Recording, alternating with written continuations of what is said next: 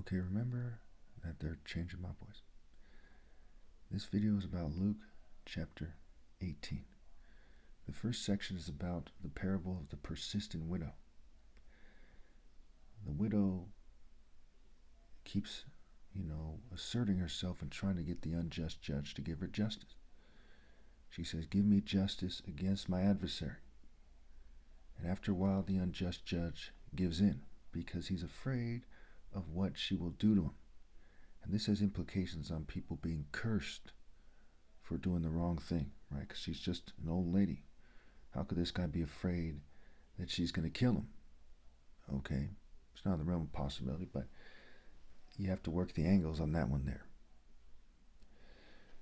So the author decides to put that God is going to grant justice for the righteous. And he's going to grant the righteous justice quickly.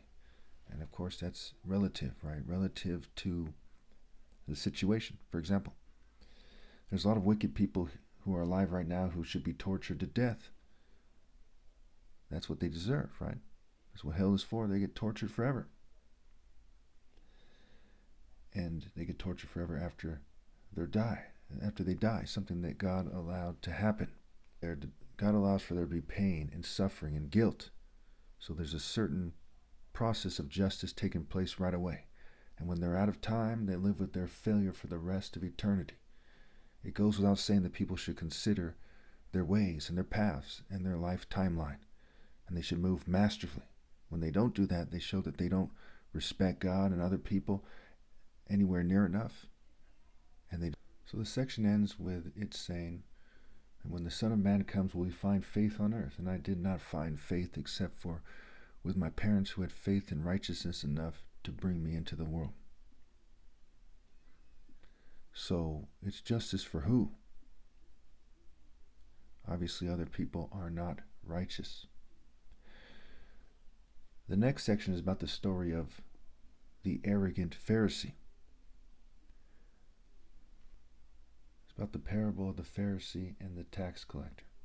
So we see in the Bible it says that wisdom is proved right by her deeds, right? It says that, the Son of Man came eating and drinking, and they say that he's a friend of, criminals and tax collectors, what have you, but wisdom is proven right by her deeds. So here we see in the parable of the Pharisee and the tax collector that the Pharisee is arrogant and he's not Christ. He's not right with God.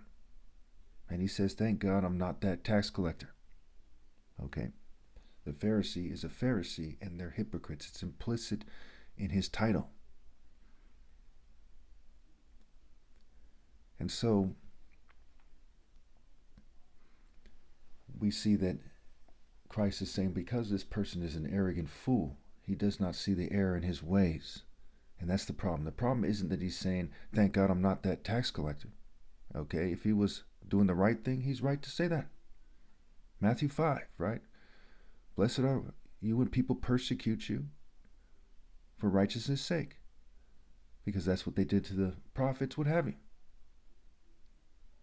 And so when you look at this situation, you have to judge them. You have to judge them as people who are persecuting you. So you should say to yourself, "Thank God I'm not these idiots who are persecuting me, and I'm the one being persecuted."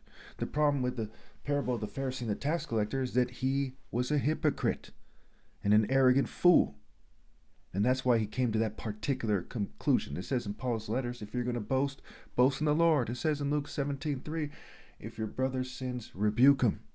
If he repents, forgive him. Of course, in order to repent, you have to actually change your ways, and there has to be the possibility for you to change your ways. Now, the next section is the little children of Jesus. It says, "Bring them to me as little children," right? The people who are persecuting me, the rest of the world, what have you, their parents didn't raise them to, they just say church propaganda and stuff like that, like idiots. But they don't actually put God first. And we see in Proverbs it says that folly, the adulterous woman, lies in wait like a bandit and multiplies the unfaithful among men. Before that it says she's like a deep pit and a narrow well. Okay, her path is like it's instead of it being in a broad sense stupid, it's stupid in a narrow sense.